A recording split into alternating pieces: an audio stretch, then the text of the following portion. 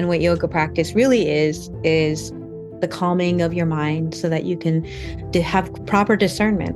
And it's not just the physical poses, but it's really a cultivation of your lifestyle. Welcome to a new episode of Most Memorable Journeys. My guest today is a very fascinating lady, and I've met her a year ago, a little bit more than a year ago, in London at the Global Women Summit last year. And then I saw her again very recently in Los Angeles, and I keep finding out more and more about her. Like, for example, I did not know that she was an underwater photographer. I knew that she was a fantastic yoga practitioner. And so Most Memorable Journeys is definitely interested in underwater photography and so many other things that I want to talk about with Rika Miyatake. Did I say that right? Welcome to Most Memorable Journeys.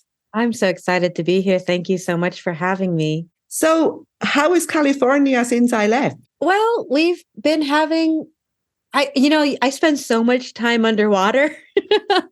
You don't know what the weather is like. It's almost like those are the conditions that I care about the most. So when people ask me, usually they ask me, how's the visibility of the water? How's how are the currents and how's the kelp looking? So I spend more time underwater. And because of that, when people ask about how's it been here, I could say, well, we've had really great conditions. It's been flat. I've seen some really big fish swim through, and I've been getting in the water maybe 6 times a week. So, wow, to me, that means it's been going really well here in Los Angeles. Fantastic. But I want to start differently. Let's start from the beginning. Most memorable journeys. When were you on a plane for the first time? Plane for the first time. Wow, you really caught me off guard here. Yeah, see? When was the very first time that I was on a plane?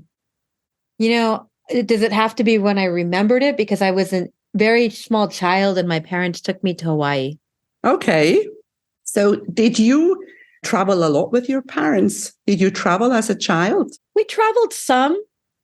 I do remember Hawaii. And then when I was in my middle school days, I think I qualified for a trip to a space camp-like experience. So we went to Florida and my dad took me to New Orleans afterwards. And he knew that my sister really loved Emerald Agassi. So we went to his restaurant.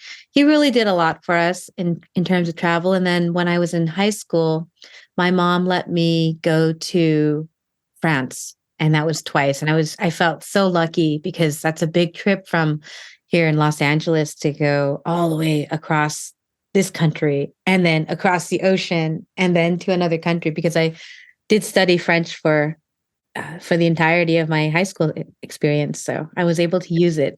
Yeah, this is true because one doesn't realize people who live, I don't know, here in Cyprus or in Europe, we just don't realize how big the United States of America are because, flying from LA to New York can be anything I was lucky when I flew to New York last week because we had good wind. It was only 4.5 hours, but I have been on planes where it was nearly 6. Mm-hmm. Right. And I mean, from where I lived in Los Angeles, I went to my undergraduate school as far as you can in Amherst, Massachusetts. That's about a 6-hour plane ride. And then for graduate school, I went 6 hours into the ocean. I was in Hawaii for my graduate education.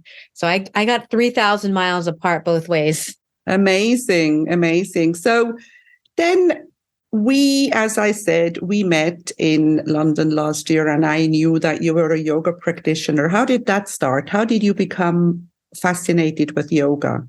Well, after I went through my graduate school experience, I think there were some things that I didn't know that I wouldn't love about it. And I guess I had a nervous breakdown and I went to my doctors and they put me on a lot of medication.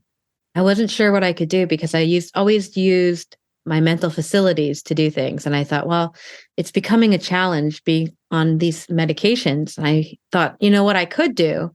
I could still tell people to breathe in and breathe out and move their body in a certain way. So I started teaching in 2008 and I wasn't sober.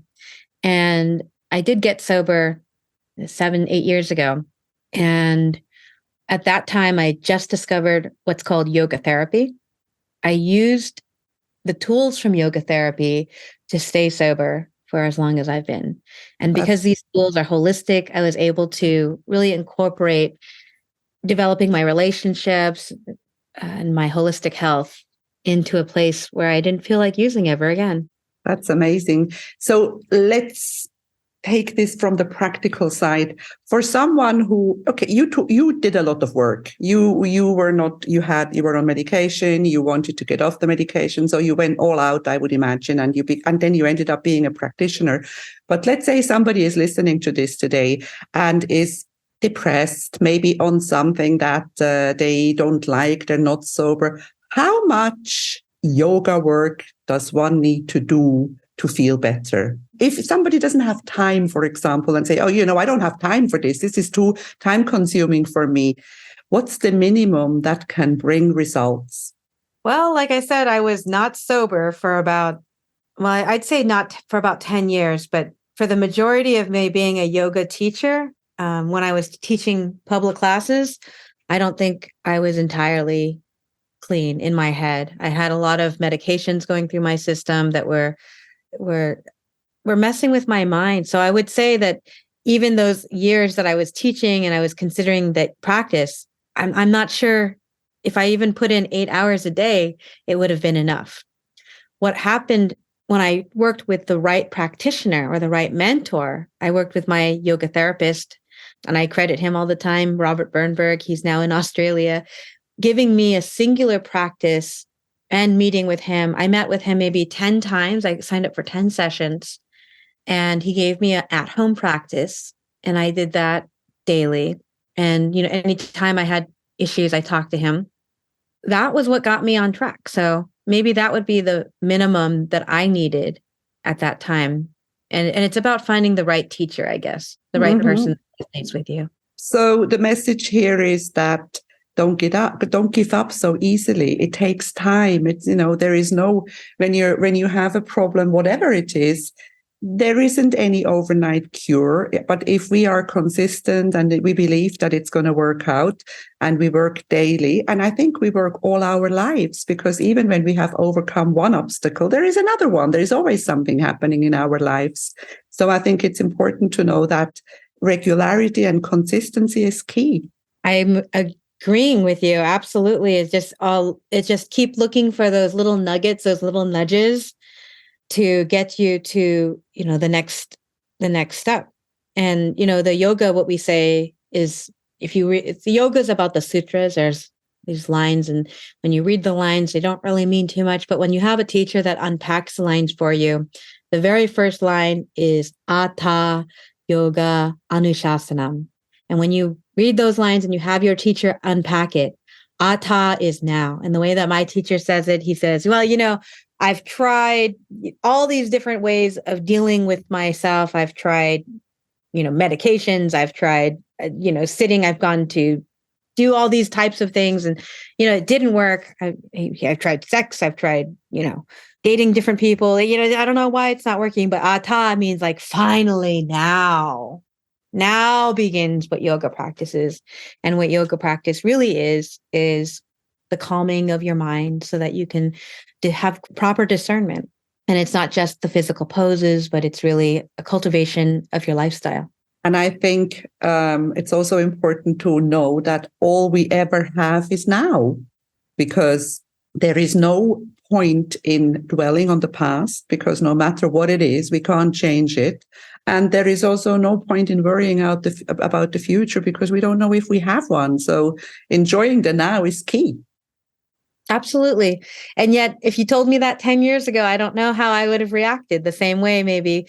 And I understand that, the mind that is suffering needs compassion. Oh, yes. And I know that also when I am a coach, and I often have people who come to see me who have depression. And it's not as easy as some people make it sound. When you are in this deep, deep, dark hole, it takes a while to get out of them. It takes a lot of compassion. It takes patience. And it's, you cannot just, like some people say, just snap out of it. That is not as easy as it sounds. Exactly. So in yoga, we say there's different ways to get to the top of the mountain. You can take, the medication route, and you just have to have a person who is able to give it to you regularly. So, you could take the soma, or you can take mantra, or you could be born that way. Being born that way, my teacher says it's always best to avoid people who are born that way because they're going to tell you it's easy. If you've never dealt with addiction and you're talking to the guru who's never dealt with addiction and you are dealing with addiction, I mean, he'll say, "Oh, well, just stop." Yes. And like, well, if I could just stop, I would have. But if you're looking for we're looking for the acharya. The acharya is the person who has walked the path. And if they have walked that path and they can tell you a few ways to get through. And then with yoga, it's almost like a switchback trail. And so we're creating new neural imprints into your mind so that you can find your way back up to the top. And for myself, I have fallen multiple times from my lifestyle, I've had a relapse and I come down to the bottom, but I'm able to find my way back up because I've created such a strong neural pathway. And I think that is also totally okay that you fall back sometimes. And that again, I have never met anybody in my life who had a perfect life.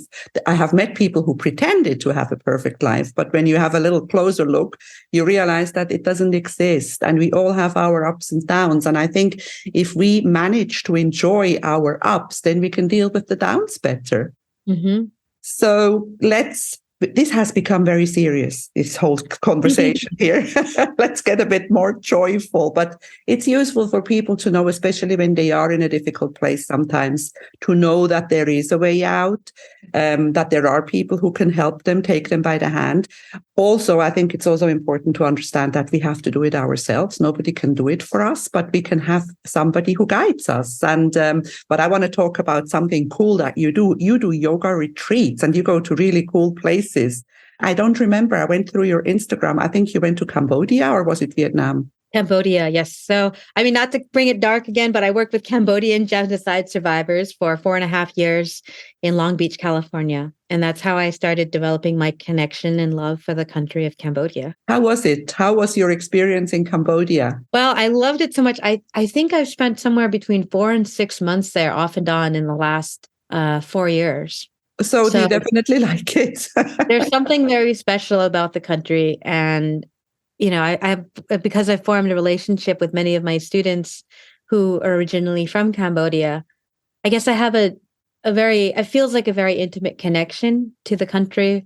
And I guess because of the particular work that I do, I have great, friends and peers who inspire me. And I keep going back so that I can share new teachings that I have with yoga therapy and positive psychology with the young teachers there, and that I can teach them to lead their own ceremonies in the future. And the ceremonies are the ancestral healing because of the trauma of the genocide, which, a quarter of the population was killed. There's a lot of healing for this country. Wow, that sounds very, very, again, very deep. Will you be going back? Is there going to be more Cambodia? I will be going back in either the end of this year, which is 2023, and then hosting another retreat in 2024 January. We will be putting Joy's website and Instagram in the show notes in case somebody wants to go with her. But there is more. You also go to Mexico, and where else do you go for retreats? I hosted the 2022 retreat in Yucatan because Cambodia was still closed. They were not opening the country yet, or you had to pay $2,000, I think, to get into the country. So I was going to Mexico a lot because of the free diving that I study. With my free diving, it's just brought me to a whole new depth, I guess. We're going to get to that in a minute. So Mexico, okay, and Mexico is also easier for you being in California. It's the same time zone as well. There is not so much traveling. And so for somebody who wants to join you and not go so far, will you be doing Mexico again? I would love to do Mexico again. I'm just waiting for the right audience, I guess, waiting for the right time. And I know it because I feel it. There's this, every time I've hosted this, it's almost like a calling to to host the retreats. So I know I'll be called there again. I know I'll be called to Peru. I've already felt that one. And I haven't even been there yet. That's the funny thing about some of the callings that you feel is you feel the deep connection and you're like, oh, I know I need to go do this. It's about that intuitive hearing and listening. And I That, hear a lot. do we Mhm. listen enough, you think? That's an interesting subject here again. Do you believe that people listen to their intuition enough?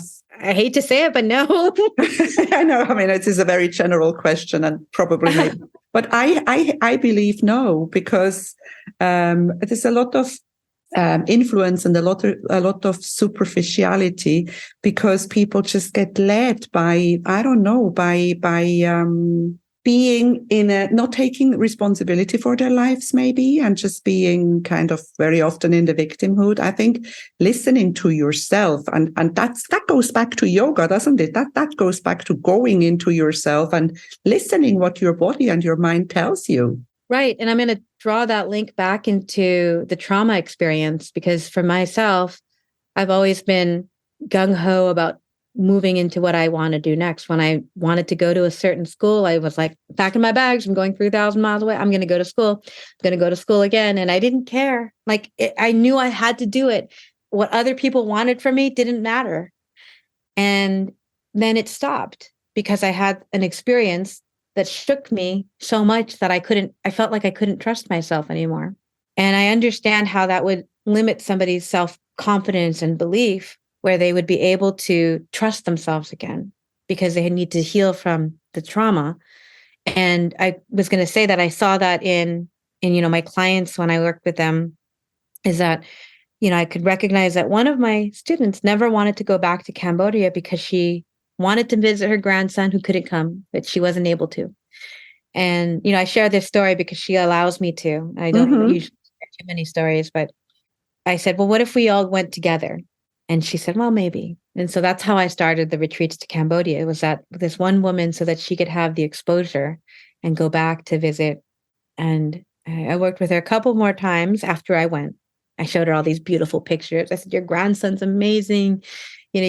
He's so polite. He's so genuine. He's so intelligent, so respectful. And, all these photos, she said, I had no idea how beautiful this country could be. 3 sessions later, the next thing was like, it was December, then January. He sends me the picture of her grandmother visiting for the first time. And to me, those are the kind of developed connections and that the bonds that I have with watching somebody remove the trauma so that they can get back in touch with their intuition from their inner guidance and then live that, hate to be cliche, but live their life of their dreams because it's not stopping them anymore. But it stopped them and saved them because it needed to for a certain point of their lives. Wow. And we all have so much healing to do, but we have to do it. We cannot just ignore it because that's where things become superficial. But when we actually go back to coming back to intuition, so healing, because we all have some kind of trauma from somewhere. Whether everybody, I don't think I know anybody who hasn't been traumatized in one way or the other. So yeah, there is a lot of work to do in our lives, and it can be fun. But I want to change the subject now. I want to go to that. What really fascinated me when I didn't know that the diving, the underwater photography. How did that start? That was a pandemic hobby. It's so funny because I would go swimming by myself. I've always been drawn to the ocean and even just snorkeling, and I would swim by myself all the time. And as I came out of the ocean, I saw two people carrying, I guess I saw them wearing a wetsuit, big fins, and a spear gun. And I said, what are you doing? They said, spearfishing. And I was like, wow, I got to figure out how to do that. And my underwater photography started because I was spearfishing. I would go into the ocean and I would collect fish and I would bring it back to eat. I was worried about the supply chain. I was thinking, this would be a good thing to learn since I had some time. And I also noticed how beautiful it was. I felt like I was an eagle in the top of a forest swimming through the kelp, and I would swoop down and I would see all these beautiful animals. And I wanted to share that. I wanted to share that with the people around me so that they could see how beautiful it was. And that's when I started bringing, underwater cameras in so I could say, well, this is, can you believe this exists here? This is amazing. There is a whole world out down there, isn't there, that we don't see if we don't go there. Right. And I get that, I understand there may be fears for some people that they didn't want to go into the water. They're not maybe a water confident in the water. But that's one of my retreats in the Yucatan is to get people comfortable really being in the water and learning how to free dive and learning Yeah, how but to. from the pictures that I see, free diving is diving without the bottle. Free diving is not breathing. Yes. Yeah. In other languages, it's called apnea. Yes, that's a It's Greek without breath. word. Mm. Yes, So yeah, I think the Greeks may have invented it actually. possibly I, they have invented many things. I don't know if you ever watched that movie, The Big Fat Greek Wedding, because that man there in the movie says every word in the world has been invented by the Greeks. So, but yes, so how long can you stay in underwater, and how do you train it? well, if you're training for it, you can stay under the water for a couple of minutes. And if you're not training, it'll be maybe a few seconds. So every once in a while, I'll push myself and I'll go do a master training. So, like I said, this is a very new sport for me. I haven't even been doing it for 3 years, but I've done two different master's programs, and one was in the Yucatan, and one was in Dahab in Egypt. And what you'll do is just day after day, you practice going down and you stay down a little bit longer. You have people on top as safeties, making sure that you're not going to pass out when you come back up because you're pushing yourself to new depth.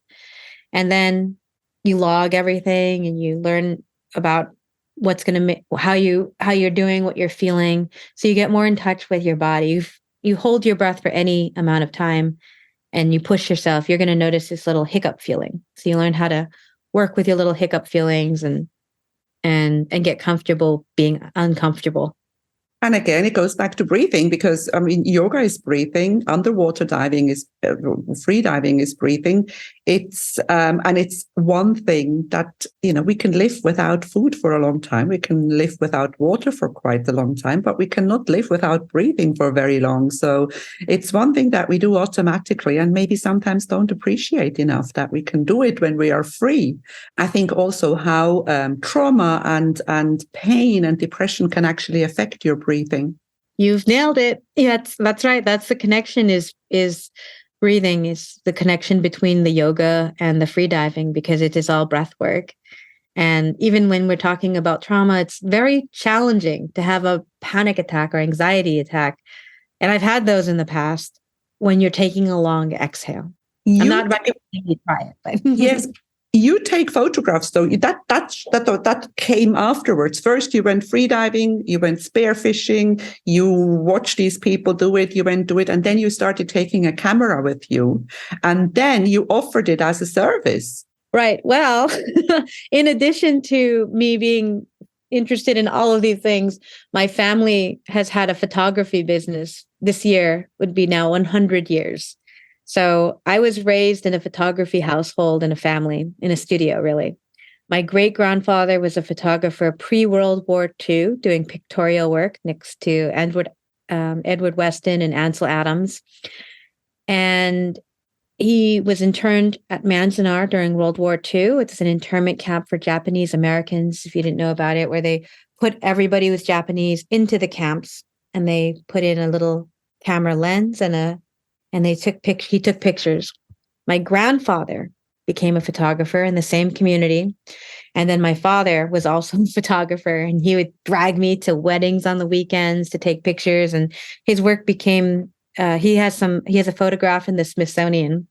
And from a very young age, I was reloading cameras and scanning portraits and scanning different works of my great grandfather into collections. And so I developed the eye probably unconsciously, just because I was doing it so much. And, with cell phones, it's easy to frame and take pictures. And anytime I do post pictures, people always are like, this is a really great picture. Oh my gosh. And, it became so that people wanted me to take their picture for money. And I'm like, well, I have a studio. So So sure, I'll take your photograph, and that's how I became an underwater photographer, I guess. A lot of family history and a lot of just being passionate about what I love doing. 100 years of photography is a long time. We have And a lot of stories, yes. yes, you must have. I'm sure. I'm sure. I saw in on your social media that your father passed, but I am sure he would have a lot of stories to tell as well about people being difficult sometimes when you want to take their photograph. I could tell you those stories too. I But was tell me sometimes, a few. oh, well, this was back. I mean, one funny story. This is not, I don't know how funny it is, but difficult is, we would take wedding portraits, wedding photographs. We'd do candids and we would do setup with the lights and all that. But this was back before digital. And back before digital, you needed to take all your film and then have them developed and processed, and you would make a sheet, and those were the proof prints. And you'd take your clients come in, and they would look at the proof prints a couple of weeks after their wedding. And I think one couple I remember got divorced before they came to pick up the proof prints. And I remember sometimes we would just be stuck with them. So they'd be in the back of the studio and be like, wow, that's, and I think because of that, it made me a little bit jaded to want my own wedding. I'm like, oh, this is just, I don't know. It's so much drama. It's so much, it left an impression on me as a young person being, dragged to weddings every weekend. um, Yes, I can imagine that because you're there behind the scenes and you see everything happen, and you probably go as a photographer, you go there right from the beginning, because you have to take photographs of not of the preparations as well.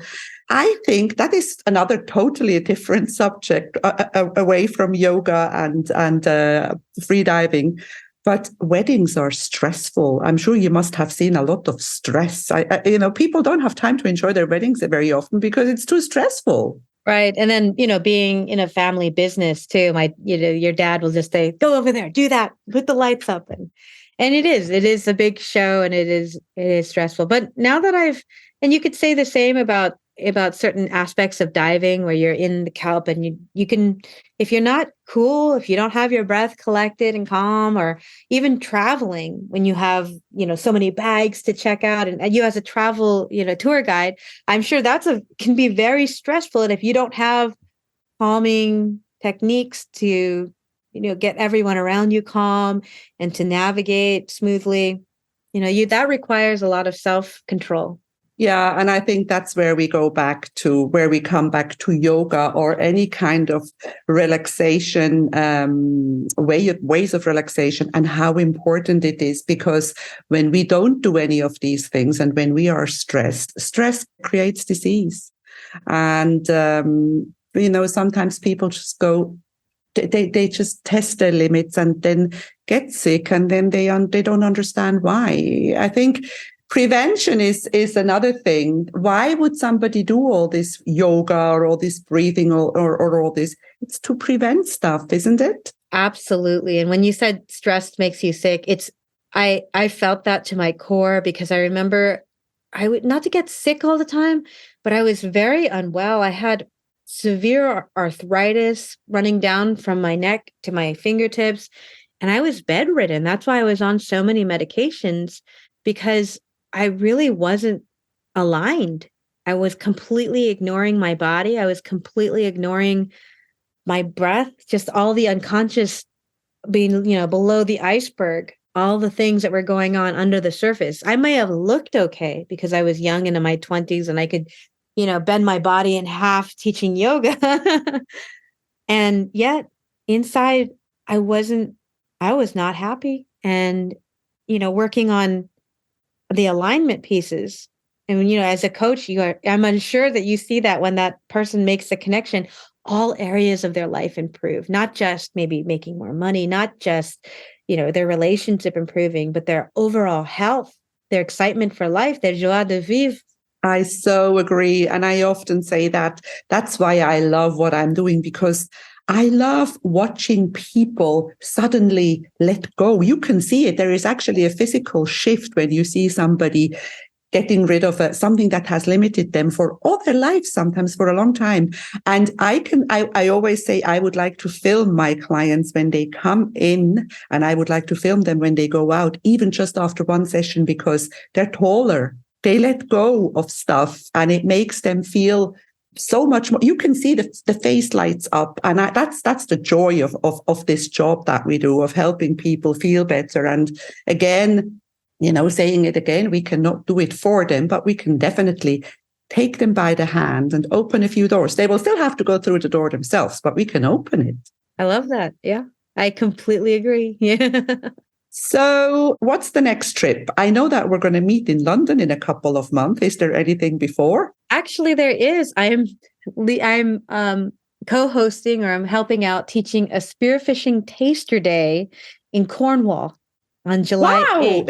Is that going to be combined with the trip to the UK, or will it be 2 trips? It will be. It's so funny. The coincidences. Just today, I got an email that my 2020 trips that were canceled, they gave me a voucher for just today. So I'm going to use those vouchers and fly in on July 5th and then go visit Cornwall for 1 week. And then I'll be right over in London for the big event. And I'll be hopefully not jet lagged at all, because I have, the whole week of spearfishing and being connected to nature. So you'll see me in a very Joy will be in a joyful mood. Very, very joyful. Remember that last year when we were in London together, we went on a red bus. We went on a. We did some amazing touring of London. That was my first time in London.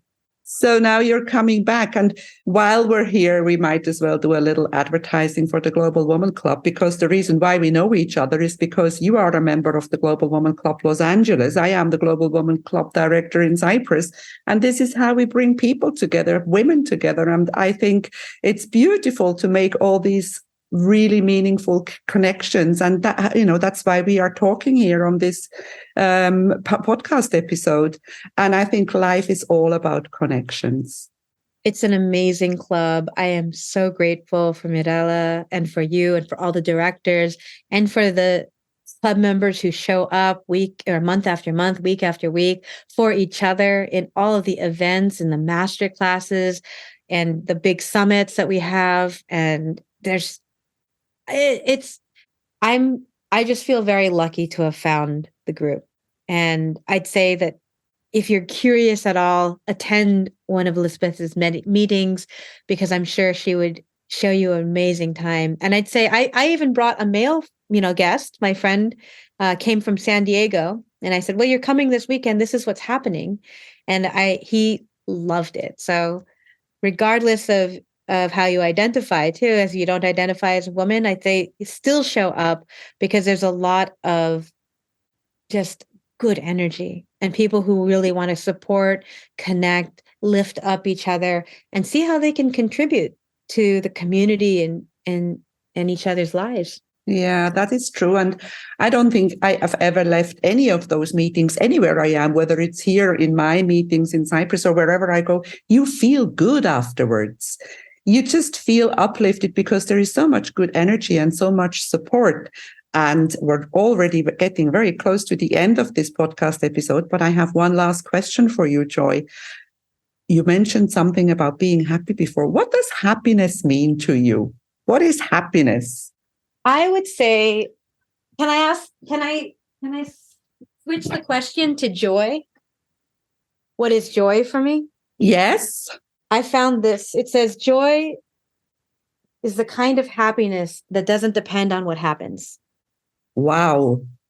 That is created inside of you. Right. It's the difference between being warmed by the sun and being the sun. Ooh, that is short and very, very to the point. And we all have that sun inside of us. We do. And, sometimes in life, you can kind of we call it like there's something that gets stuck on you, and you need to clean it off so that your light can be shining and you could feel the warmth from within, because it comes from within. And it's sometimes you might experience it as coming from another person, because that person has cleaned you up a little bit. They've seen your they've seen your light and they've connected to your light. And I think that's what, you and I, we do as teachers, is what we see that light in that person, and we see, hey, you have that in you. It's right there. And when you show it to them or you reflect it back at them, they can experience it a little bit warmer.